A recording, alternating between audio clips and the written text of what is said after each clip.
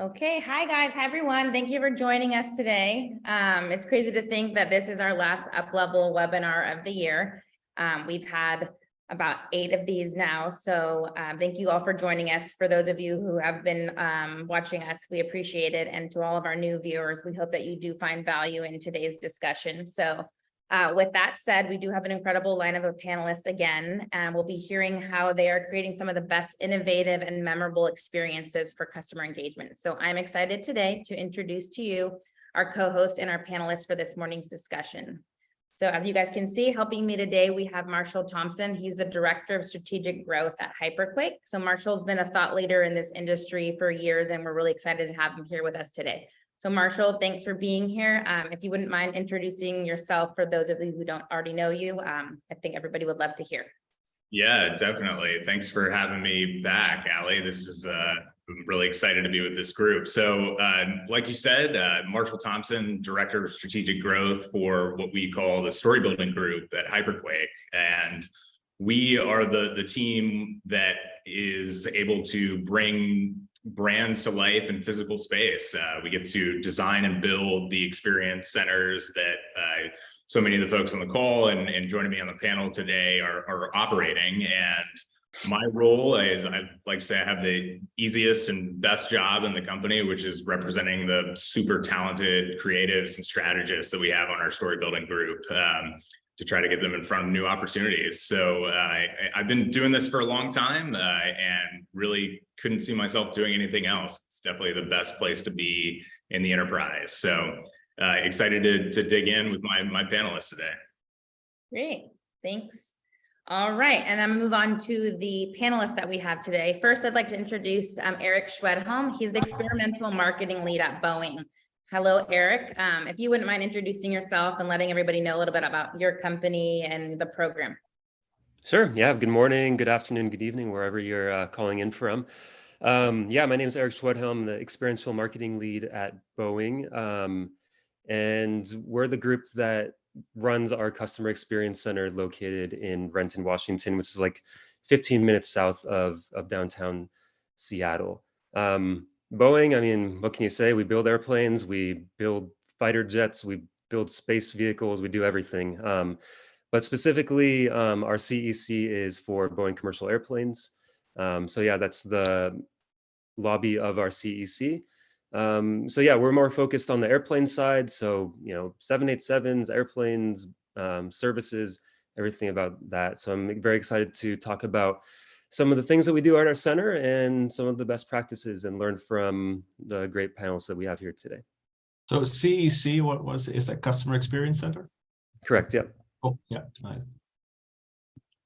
All right, next we have Will Bullens. He's the executive, he's an executive consultant for Electrosonic, which is a leading audio and visual technology company.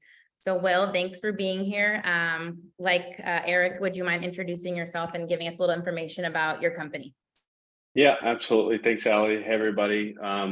Like Allie said, I'm Will, an executive consultant at Electrosonic. We actually are not a briefing program per se. We are more on the consulting and integration side. So we create innovative experiences really by fusing the architecture, storytelling, and technology all in one. Specifically, we design, build, and service the audiovisual control system technologies with a real focus on the creative, custom, cutting edge kind of systems that kind of go into a lot of these spaces that we're going to be talking about today, and really just trying to do it in a way that helps facilitate the experience and add a bit of a wow factor to the built environment. I personally work with clients and creative designers to help identify technology strategies, set technical direction, review feasibility, and educate on others, really just about how to use technology in a creative, but of course, safe way that helps tell a story and provides a good user experience. I started my career about over a decade ago and was very, very lucky to get thrown into the world of experience centers and immediately fell in love with it. I'm very lucky to be able to play both creative and technical and just help be a part of creating better spaces. So thank you, Nexus, for inviting me to be part of this. Yeah, thanks for being here. All right, and for our last but not least panelist, it's Sid Van Wyk. He's the head of the Miro Executive Briefing Center. We know it's late for you since you are an international panelist, so we appreciate you working overtime for us. So if you wouldn't mind introducing yourself and your company. Sure. Yeah. Thank you. I have coffee to keep me awake. Don't worry. Oh, good. So I'm leading the Miro Executive Briefing Center. We renamed it to Miro Discovery Center. So also a bit of a different name. We're based out of Amsterdam, where we have our shared headquarters. I joined 6 months ago, just over 6 months ago, actually. And it's actually one of those tools I discovered during the pandemic. And I think so much more people did that because Miro is all about digital collaboration.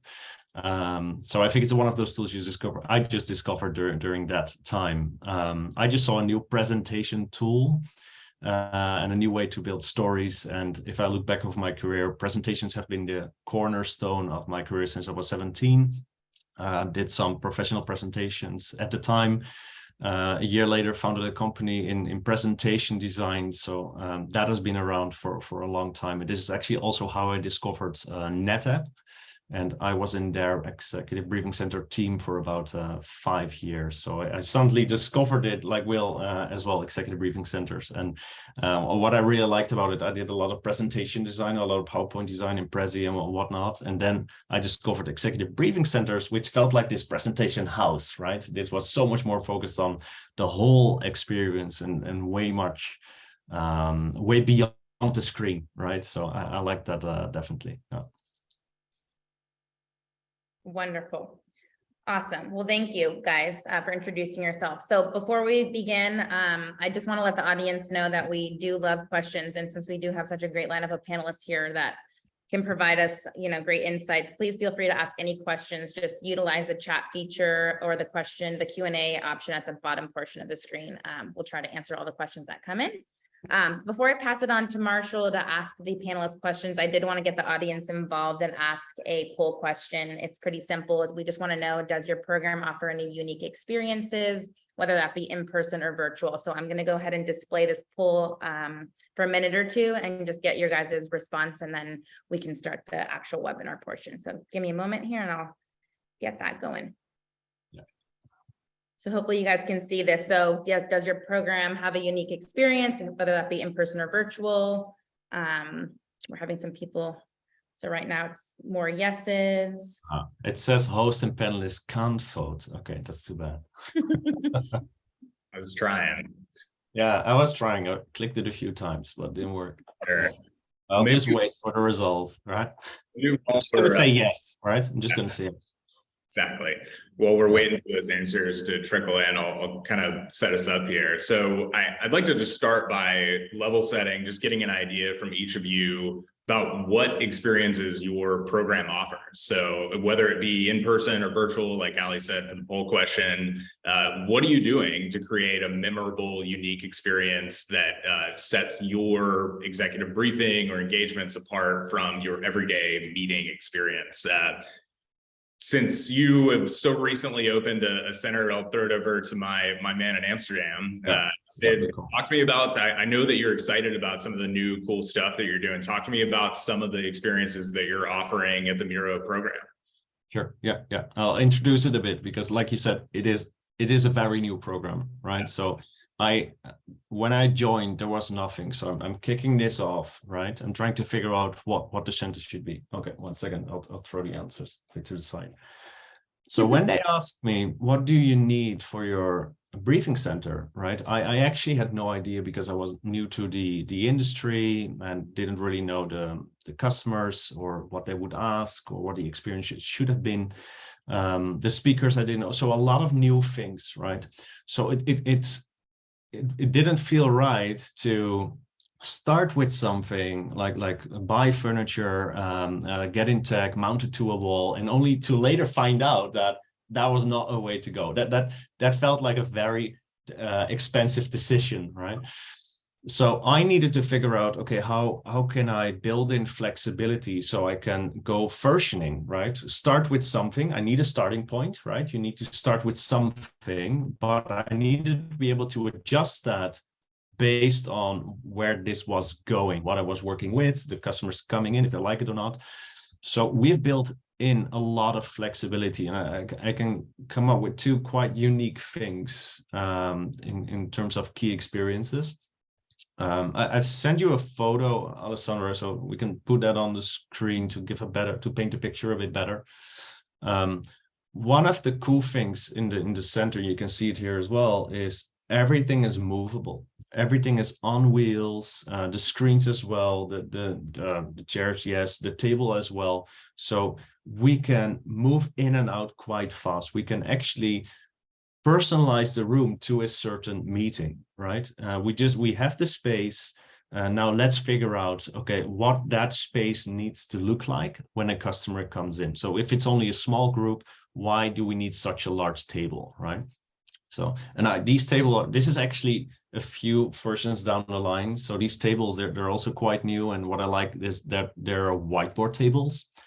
I like the joke when you come to Miro and a lot of people perceive us as a whiteboarding tool, and now you get to draw on the table, and you can actually bring them up to standing height and flip them and create a full whiteboard room if you like. So it has this flexibility, right? And when I only have a small audience, I'll roll out some of the tables so it can actually fit the room to a certain meeting. And the same with the screens. If I find out that a customer is using Miro on, for example, I don't know, service ops, Jamboards, I'll roll those in, because in storage, I have quite a lot of extra because we do a lot of testing on different devices as well. So I can now personalize the room to what the customer has, right? And I think I like that a lot, that flexibility. And here's point 2. And I think that really hits it home. Almost everything you see here on this photo is on a subscription basis. So it's furniture as a service, but it's also hardware as a service. Because we didn't know what we needed, we partnered with 2 companies. And we just gave them the square meters and the amount of people that we needed to cater for. And we said, okay, make sure that we can have that version 1. And so bring in, I don't know, a lounge kind of setting, a table, chairs and whatnot. And we'll change it as we go. So for example, the chairs are also new. The chairs that we had weren't comfortable enough. And within 10 days, we had new chairs. So for me, I can now change the complete room to a certain meeting type. And I think for our experience to be always, and we also have the latest and greatest, because we can just change it constantly. For example, we give customers iPads when they come in to interact with Miro, to interact with the screen, right? Because we want them to be on our devices. What you also see on the table, there are no sockets. They cannot charge their laptops and phone and whatnot. So you're in our house, our devices, but this makes sure that we always have the latest iPad as well, right? So I think this is quite unique. I'm really happy that we made this decision. It's working out really well. And also it keeps it very fresh, yeah, in the center, because you can change all these little components, and we're not stuck. We're not building legacy. We're very flexible in this way. So I think this partnership that we have with these 2 companies, but also making sure that we can just move everything around. I think that's really cool. Yeah, no, that it's so unique. I mean, and it totally makes sense for a SaaS company like Miro, right? That you're consuming the products in that way, and allows you to be super agile. As you said, I think that's awesome to say it. And one of our core values is iteration. So it fits the company as well, right? We start with a version and we just change and change and change. Yeah, for us, this works. Exactly. It fits the company, like you said. Right, definitely. So on the other end of the spectrum, when in regards to flexibility and modularity, Eric, up in Renton, you're dealing with a much more tangible product set, maybe a little bit more difficult to move around and change on a whim. Talk to me about what you offer at the Customer Experience Center in Renton, as far as experiences go, across the spectrum, virtual, hybrid, in person. What does it look like? What are some kind of notable things about it? Yeah, thanks, Marshall. So just taking a step back, something that's very unique about the aviation industry, and especially selling in that industry, is it takes a long time. Like some of these sales campaigns can be 1, 2, 3 years even. And then also what's unique is we only have a few hundred customers, either airlines or leasing companies that we sell to.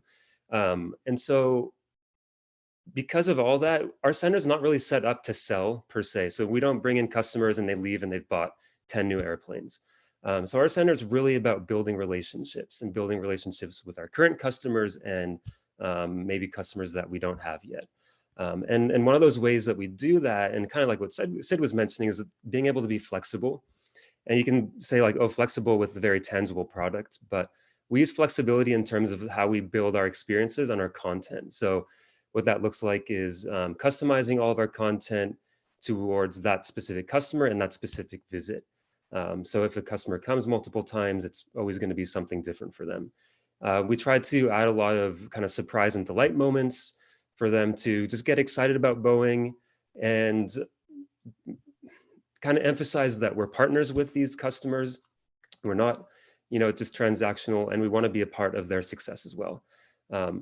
So that's one way that we do that. And then for the physical aspect, and Ali, if you want to bring up the picture, we also have the physical product in our center. So on the right there is a cabin mock-up for the 787. It's a full-length, full-fit, full-form 787 interior mock-up. And so we bring in customers to these mock-ups. We have a total of 4 of them.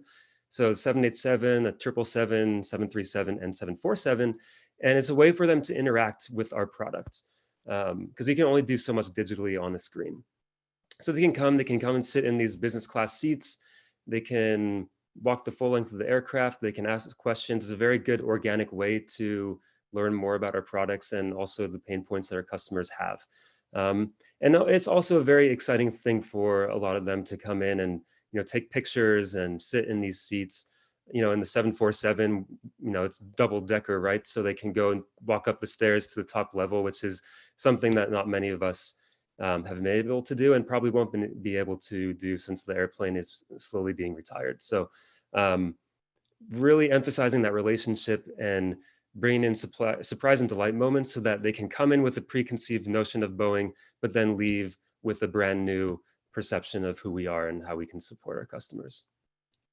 It's an incredible experience. I mean, maybe I'm just an aviation nerd, but to be able to actually get inside those cabin interiors and touch and feel things, it's like nothing else I've ever seen before. And Eric, every time I'm in the Seattle area, I try to make a point to get by and check out what you guys are doing. It's always so impressive. And I know that. Eric, can I ask a quick question? Do customers just tour through? Is it like self-paced, or does someone talk through it, or how does that work? We have our cabin marketing team. They're the ones, they lead a briefing of the cabins there. But they can be anything from like 10 minutes long to like an hour and a half. So it just depends on the engagement for the cabins itself. Yeah. Looks really cool, actually. It's great. You got to see it, Sid. And Eric, I know that you're starting the process of exploring what evolution looks like for the Boeing program and considering, an upgrade to the existing site or maybe adding sites in the future. So I'd love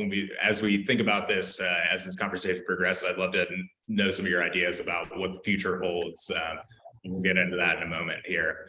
And so finally, Will, this is maybe an interesting question for you, because like we pointed out, you don't actually operate a center, but you and I have this great privilege of being able to help customer experience programs actually design and build these facilities and bring them to life. So you have, instead of one or a few of these environments that you oversee, you get to have your hands in many of them. So maybe you can talk about just maybe over the last year, some notable experiences that you've helped customers bring to life. I know some you may not be able to share, but what are some things that caught your attention? You and I get to see these things all the time. So what are some things that actually have stood out to you? Yeah, so it's when we do our job right from a technology side, it's really, we know we do it right when people don't talk about it. And what I mean by that is they're going into a space and they're really having an experience. Technology is most definitely in there. It's very important, especially in this day and age. It has to be a part of the space, 9 times out of 10. But we really do it right when they talk about the experience and how they felt and what they learned and what the story was. And they don't, if they talk about it, it probably means that something is broken, which is never good. So it's really about that fusion between physical, digital, architecture, storytelling. So the biggest thing that we can do is just start by listening and understanding, and that's how we figure out how to use technology in meaningful ways. Some of the ways that we've been talking to clients about a lot recently is getting more into data and app tracking and using apps in tandem with these physical built environments, right? We can use data to see where people are spending time, see what buttons are being pressed, how long people are interacting with a certain space or interactive or piece of the environment, and then that can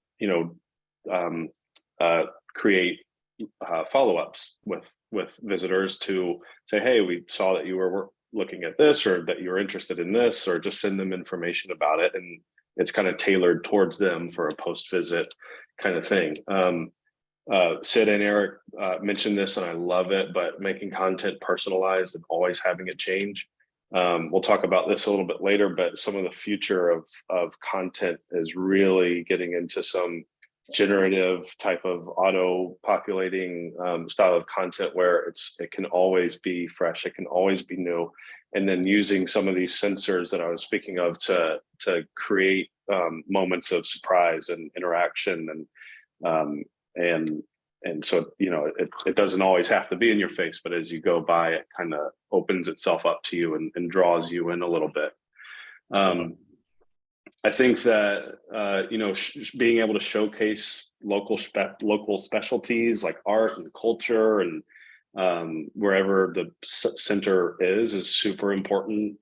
We can do that by bringing in that data, like I was saying, and really populating a screen or whatever it is with that kind of those local tangible items. And a big thing too is, let's not forget about audio. People talk about using big screens and LED and touch interaction and all these things, and it's all great and it's all still here, but I think that spatial and 3D kind of audio has come a long way. You can do a lot with the software now to really create a real environment. And when we say immersive environment, which is everyone talks about, this is a really powerful way of creating that. And a way that I like to, it's hard to explain audio without being able to hear it, but a way that I like to try to explain is that you can tell that something is coming from over there, but you don't know that it's coming from a speaker. It sounds like it's just coming from outside or the next room over, just as it would in the real world. But you can create these little environments and have different spaces within your building that all mean a different thing. So also a bit like acoustically, like yeah, you can close the space off with sound. Absolutely, yeah. With acoustics and directional speakers and this kind of 3D audio, immersive audio idea, you can totally create zones. And you walk into one, and it's a experience. You walk into another one, it can be a totally different thing. And it doesn't have to be something that overpowers either. It can just kind of be like background noise to where maybe in Boeing you hear the roar of an engine somewhere over there, and it makes you feel like you're at an airport or right beside where they're being built, but you're not. But that's okay. It makes you feel like you're in the factory. My noise canceling is off. but honestly, audio more important now because of everything virtual. I mean, the audio was so important during when we were all at home, right? The weapon was voice, right? That's where we could change a lot with in meetings, right? Because they didn't see us. We could do limited with our body, but with voice we could do a lot, right? And we still have people dialing in that want to be part of the engagement, right? There are still participants who are remote, and being able to hear them really well, and so audio definitely, yeah.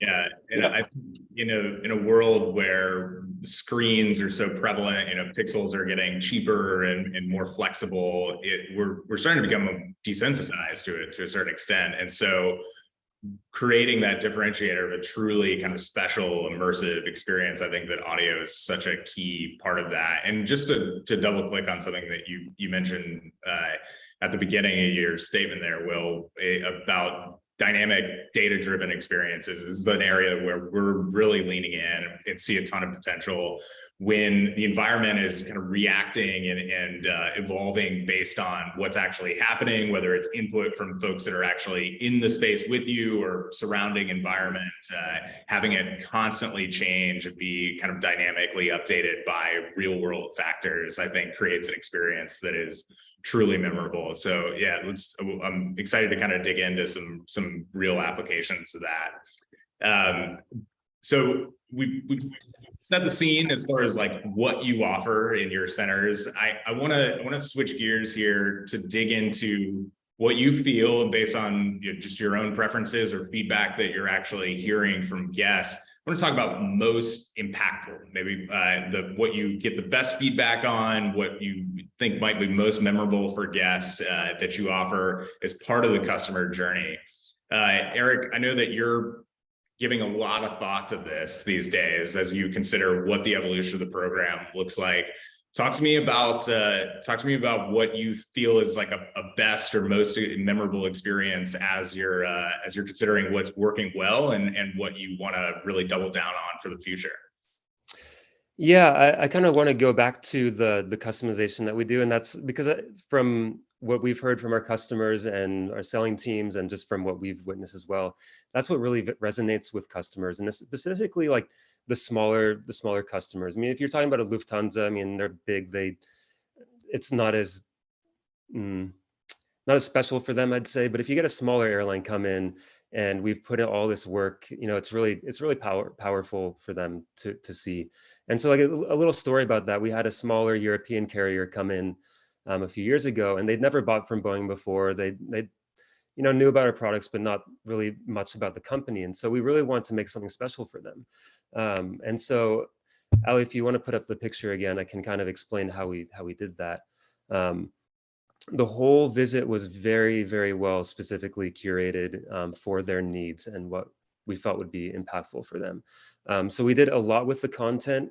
The content itself wasn't super technical, but there's a lot of detail in terms of their branding, their colors, their logo. And so we have here as an entryway for what we call the Center for Airline Excellence, which is our main storytelling part of the facility.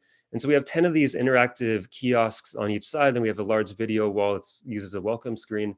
And so a lot of this content was kind of talking about them as a company, celebrating them. They just had a recent anniversary, did a lot of content around just like statistics about themselves, just trying to make them feel like they were valued and important to us as a potential customer. Lots of their like Boeing airplanes and their liveries flying over, the capital city of the country they came from, and stuff like that. And we have these big reveal doors at the front of this entryway, and you push them open, and there's kind of overwhelmed with all this content in front of them, and they loved it. I mean, they took pictures, they took videos. Within an hour, they had stuff on their LinkedIn profile and their social media, just talking about what an amazing experience they're having at Boeing. It was a 2-day engagement, brought in lots of product vocals to talk about our products, how we can support them through their journey. And by the end of it, they just had this new sense of who Boeing was as a company, and really built this excitement for our brand and our product and the potential partnership. And sometime later, they bought some of our aircraft. So we didn't sell anything in that moment, but we built the foundation for that sales campaign later, and it paid off. And Love so it. when we're looking, to finish up here, when we're looking for the future, we're asking lots of the tough questions, like, do we need to go this level of customization and personalization? Does it work? Can we do something different? So not sure what that's going to look like, but I think it's definitely something that's going to stay in some form or the other, whatever we do. Makes sense to me. I've seen the center customized like you talk about, and it really feels almost like you're not entering a Boeing facility. You're entering a Southwest or Lufthansa or one of your clients' actual facilities. That the extent that you go to put their livery on all your demos, digital content. It's I imagine it's extremely memorable. It really makes those customers, prospects feel as if the experience was purpose built for the conversation that they're there to have that day.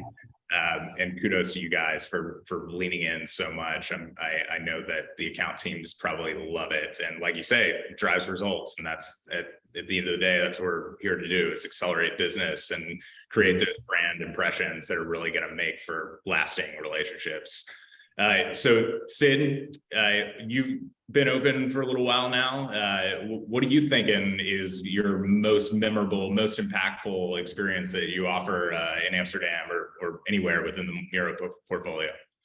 My hallway looks a bit different.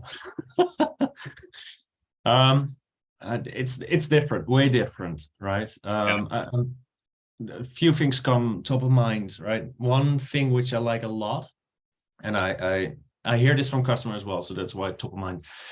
And I actually had one customer call me up after the briefing saying how cool he found that specific thing. So I actually have a opened up briefing center. I didn't close it off, because what I see, and I toured a lot of briefing centers, they have this closed off facility, right? When you lunch with a customer, it's like, this is the space for them and no one else, right?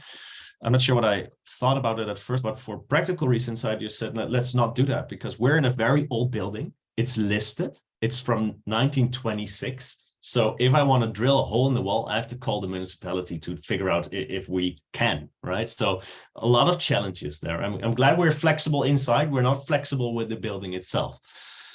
So I cannot even close the doors, right? So I just threw it all open. And what I heard back from customers is that I actually like to stand in line with other people from Miro, to have lunch with other people from Miro, because they get a better sense for the culture in the company, right? For me, this fits so well, because I'm not trying to sell a product. It is more like I'm trying to sell a brand, right? And they're such a crucial component of that. So this is definitely what I'm gonna keep. Now I've done like 10 customer briefings still, because it's still new, right? And we did this with all of them, and the feedback is really cool. So when they come in, we don't have a desk at the reception. You don't queue there. We directly go for coffee. I'll walk behind you with the iPad where you can sign the NDA and whatnot. But then we just go for coffee first, right? And that small thing where you directly see the culture and the people and whatnot standing in line, I think that's just really cool. So I'm definitely keeping that. That's great. So you're saying that kind of entry moment, you don't have a kind of reception stop for the guests. They're able to just kind of seamlessly flow into coffee, that hospitality moment, and that you're kind of following through with NDAs and behind them so there's no kind of blockage there. It just feels like you're working there, right? We're directly walking in and mingling with other people. So I think we don't want to hide that, right? We're quite proud of it. So we do want to show you who's working there and their conversation. We're actually really okay with that. And that's going really well. I don't have to curate it or whatnot, and I'm definitely going to keep that. It makes sense. It's part of your identity as like a young software company. You know, you're kind of in the mix, in the work. I think that really fits the culture really well. And when I'm want to work with an innovative, new solution that's going to be disruptive and help me be more productive, I don't want the same old traditional. And so leaning into that different approach, I think, makes a lot of sense.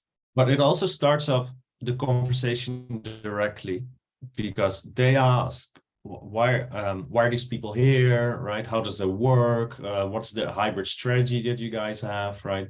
Because this is one of those teams which we talk a lot about is, okay, what does hybrid mean? What is a hybrid strategy? How do you engage in hybrid? Those are agenda topics that we have. So this really starts the conversation about the people aspects of it, right? So for us, this is really good, right? Awesome. Yeah. Bill, I'm going to throw it to you last again here. So talk to me about some things over the last year or two, I don't know, that you consider some of that you're most proud of, perhaps, or you really just feel like are standout moments as far as experiences? Yeah. So one of my favorite things to do when I'm working with briefing program professionals or creative designers is to pull from our experience in other markets and verticals. And some of the best experiences that we've done are really rooted in theme parks, attractions, and museums. I love pulling from those to talk about what we can do in corporate briefing centers because they're fun, and why not make it, create that kind of experience in this sort of environment. So very cool translation. I like that. Yeah. Thanks. The project that I've kind of planned to talk about right now is an open space that you can go to. It's in Orlando, Florida. It's the Atlantis Space Shuttle exhibit at the Kennedy Space Center. And they do a really good job of storytelling in this space. And what I mean by that is they bring you in and they immediately set up the context about what you're about to experience. Again, this is extremely relatable to when you bring a client into your center, right? So they start by setting that context and creating a buildup. In this particular example, that starts in a pretty big theater.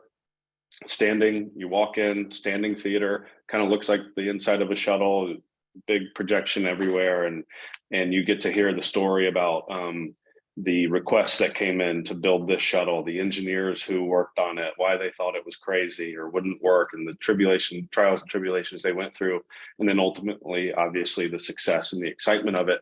And after they get you excited about it and ready to go, 2 large doors move away, the projection turns off, and you are literally standing right in front of the actual shuttle that went into space and is there in this picture.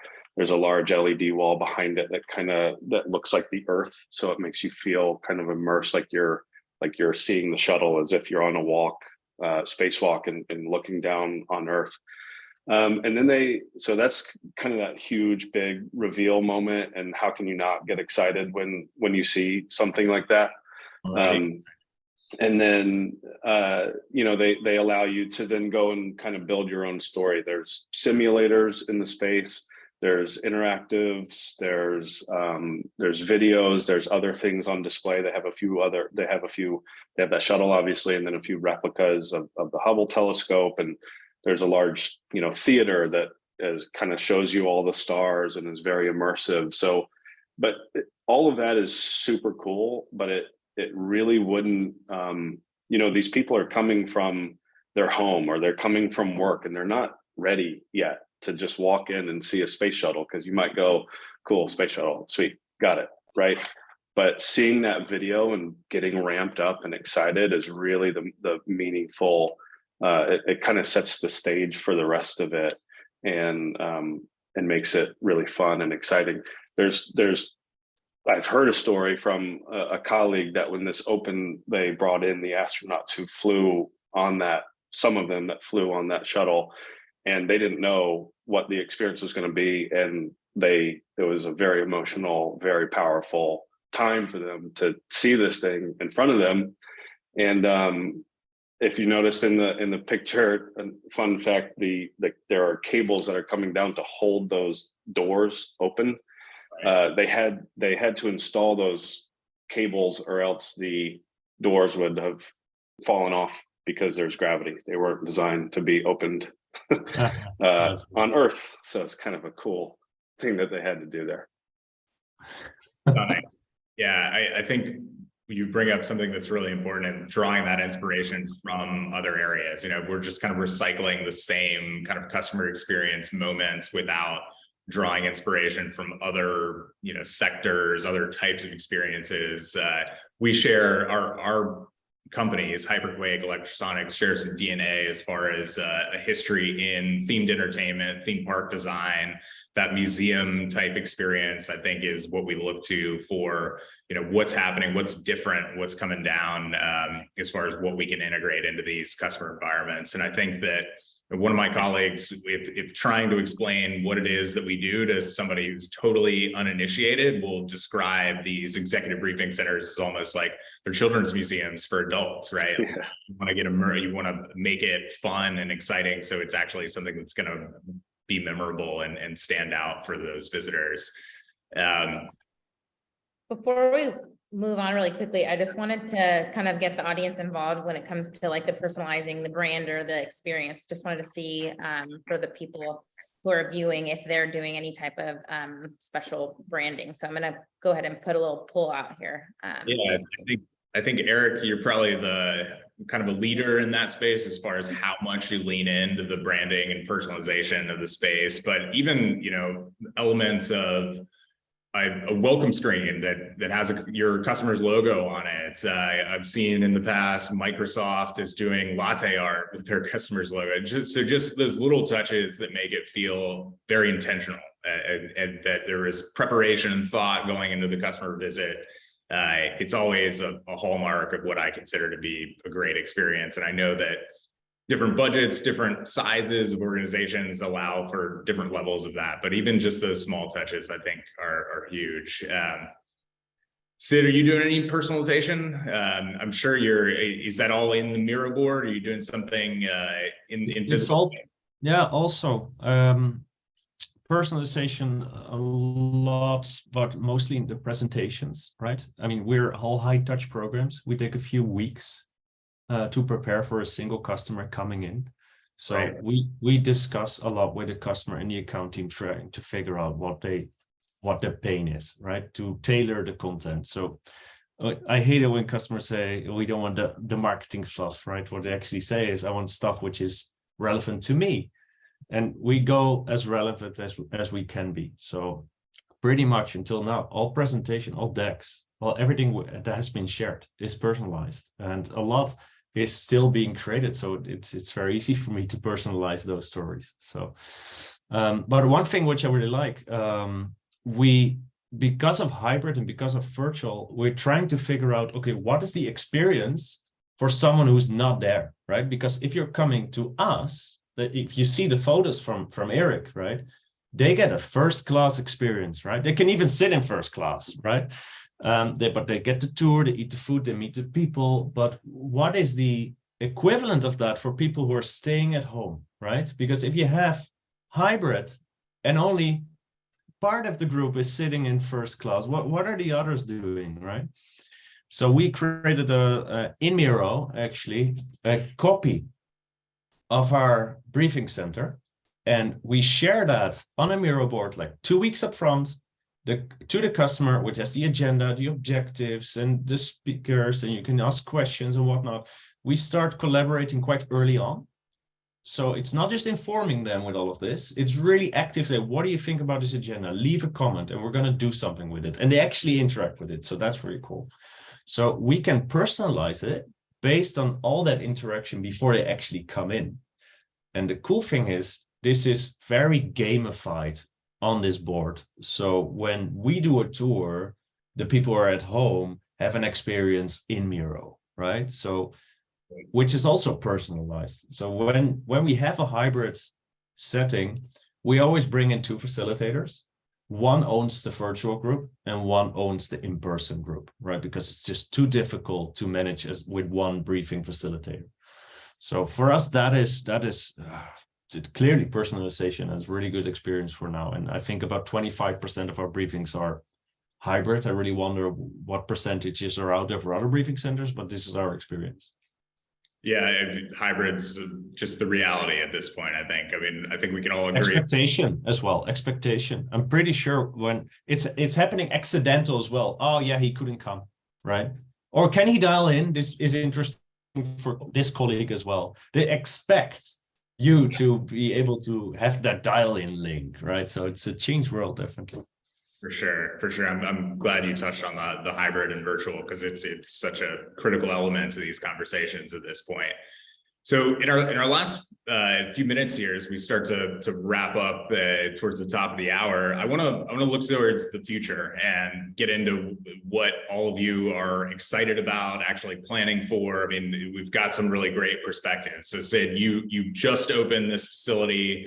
You're thinking about what that iterative next step might look like as you consider those decisions. Eric, like we've talked about, you're looking to the future for the Boeing program, kind of taking that to the next level. And Will, you're literally planning future centers as we speak right now. So a great kind of set of perspectives here. Will, maybe I'll start with you. What are some things that you're excited about in terms of emerging technology or just approaches to experiences that are really kind of getting your wheels turning and excited about for what comes next? It's nice that Will can now start. Yeah, makes me feel special. Thanks. Yeah. I'll start with one that most people probably haven't heard of, but it's a little thing called the metaverse. And I'm just kidding. I'm not gonna talk much about it. There are so many articles and experts who are taking their best guess. But it is something that is happening, and it is here and headed our way, and we have to figure out what cool ways we can use it, right, and benefit from it. So what we really see is for especially kind of briefing centers is kind of creating that digital twin of a center. You can visit it virtually, even if you're planning on going to the center. Maybe you want to check it out just to see what parts you want to focus on or visit the most, or just to get an idea, try to ease any anxieties, what have you.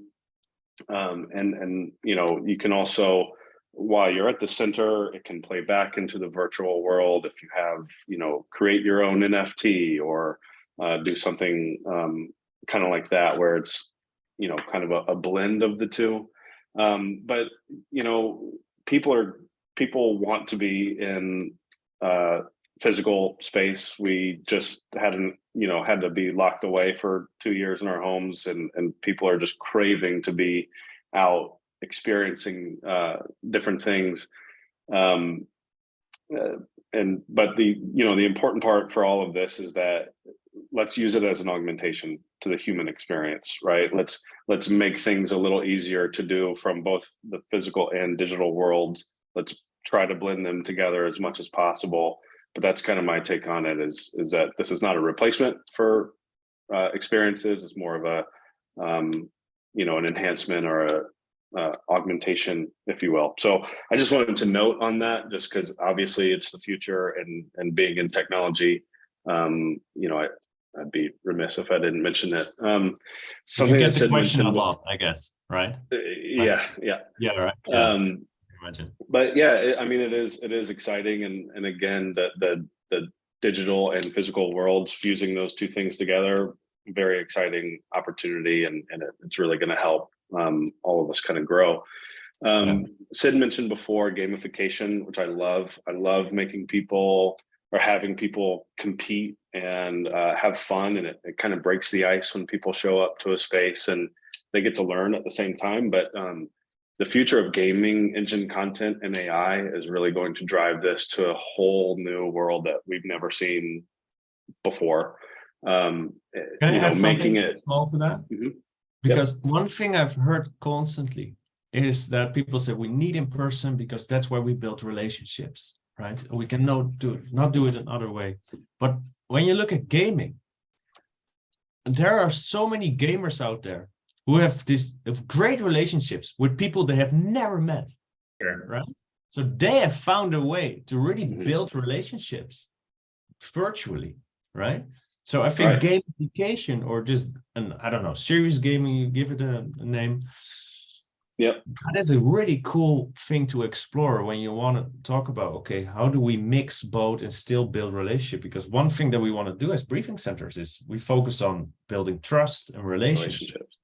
Right? And you can do that from equivalent. Yeah, you can do that with, that's how you kind of can tie them together. You can play a game in the physical world, and you can also do that in the virtual world at the same time if you want to, right? And it's teamwork, it's competition, it's fun.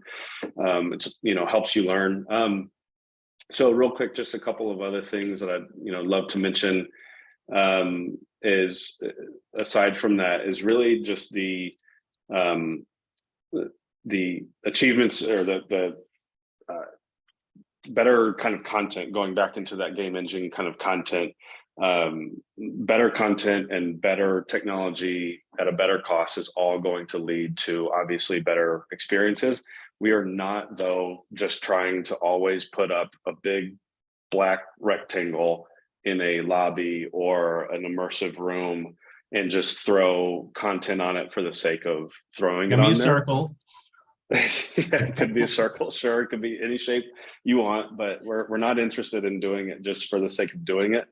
And what I'm really getting excited about is being able to let an architect choose what finish they want to show and have a very, very high quality raster or picture of that finish, right? It can look just like the rest of the architecture, but as you move through the space or at scheduled times, or as you get closer, maybe it ripples and something magical happens, or maybe it moves, and it doesn't have to be a rectangle.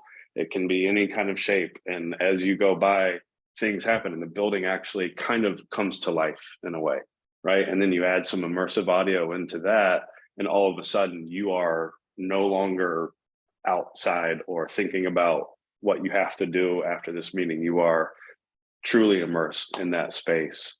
And it's creating some kind of unforgettable moment. Totally. Giving a voice, right, to the building.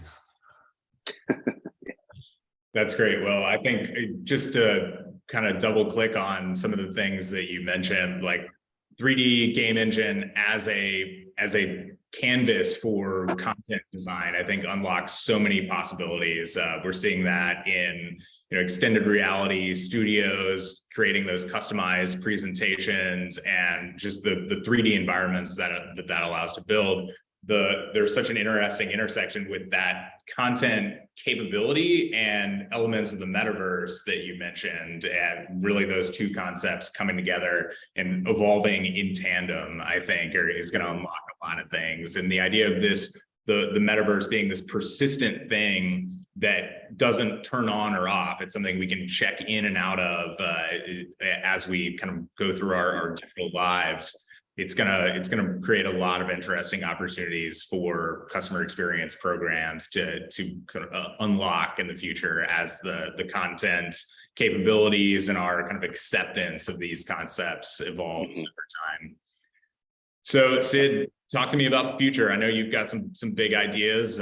What are you dreaming about, or what's got you excited these days? Will gave me one. It is a hybrid escape room. First thing comes to mind, right? When you think about gaming together with a remote, people are not there, people are there. Escape room is all about teaming and collaboration. That's what Miro is all about. But if we make that hybrid, like we need the people who are not there together with the people who are there, I think that will be really cool. The one thing that we do a lot is we don't know, right, the end result or where we're going towards. So we do a lot of experimentation, and the core of an experiment is not knowing what the outcome is, right? So when customers come in, I also tell them that we're now all together in one large experiment. We're going to do stuff, and I want to figure out if it works or not, right? And this is fun, especially in these hybrid times, because no one really knows how to make it work, right? So we do need to experiment a lot, and I like to do that with customers to figure out how do we get to something that kind of works, right? So I definitely want to keep that as part of the overall experience. And that also brings me forward, right, to new ideas, new concepts, because if I just open it up and create some sort of vulnerability, like, hey, we're just experimenting with you, and now they're part of it, they seem to like that a lot, right? And for me, that is also a lot more fun, saying, we're just going to try this. I have no idea how it's going to go. It might be good. It might not be, right? But if it's good, you gave me something, right? And that's how I want to build it out. So I'm slowly developing the future, but not in isolation, but with the customer. And I think there's a charm to that. I actually like it like that. So. Absolutely. And I think that authenticity does build relationships. If you can get on the same level with a client like that and explore together, I think that it takes some confidence for sure, but I know that people will react to it well. I love that approach. This is the thing. I always say that it's you can bring a lot, right? But in the end, it all comes down to sincerity and connection, right? Above all else, right? And that is the thing you can create when you share that with a customer, when you have a shared experience, a shared experiment. I think for me that is really important, and that builds relationships, right? It's really cool to come back and we still have that thing that we worked on then, right? Yeah. Very good. So Eric, as you're looking to the future of the Boeing program, a lot of exciting possibilities. What stands out to you as something that your elements of the experience that you're considering for the future that have you invigorated? And I'm going to kind of put you on the spot with your answer here. As you consider what this investment in CEC, call it 2.0 or for the future, how are you positioning this for leadership within Boeing that may have, there's some economic headwinds that we're facing, there's skepticism maybe with leadership. How do you position this investment for your leadership in a way that's going to be compelling and help to rally that support that you're looking for when it comes to actually building some of these future experiences? Yeah, so it is very exciting for us right now, being in this project, kind of reimagining what our CEC will be in the future. And we're looking at everything. So we're being very, very critical of what we're doing now. And like, is it worth it? Is it not? Should we build on it? Should we pare it back a little bit? But we're looking at everything from the overall customer journey when they come to Seattle and when they go to Charleston, which is another center that we might be looking to open in the near future as well. So how does the facility fit in that customer journey when they're on site? And then once they're in the facility, what is that journey within the facility? And then with the content, what is the right blend between physical and digital? Because digital has its, great things about it. It's very immersive. It can be customized and everything, but there's something that lacks that the physical can give you, like what we have in the mock-up. So those are some of the questions we're trying to figure out, and we're not quite there yet. So I don't really have a great answer there. Hopefully we'll be able to figure that out soon. But in terms of how we're positioning it for leaders, just in my opinion, I think it's really doubling down on that relationship aspect. It's been very difficult last few years for Boeing as a company due to some issues that you've probably seen in the news, but then also the aviation industry itself through the pandemic.